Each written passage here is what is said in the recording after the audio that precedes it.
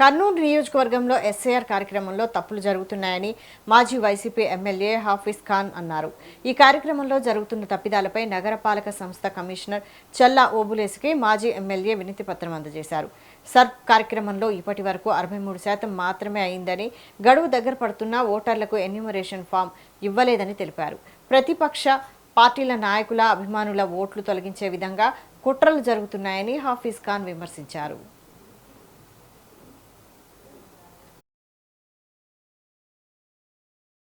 ఈ SIR super 6 లోపాలు ఏమంటే ఎన్యూమరేషన్ ఫామ్ డిస్ట్రిబ్యూషన్ ప్రాసెస్ ఈ రోజుకి 13 రోజులు అయిపోయింది. ఉండేది 17 రోజులు మాత్రమే. దాంట్లో కూడా working days, non working days, leaves, ఇంకో వేరే సమస్యలు, ఆ పనులు ఈ పనులు అని చెప్పి ఉంటాయి.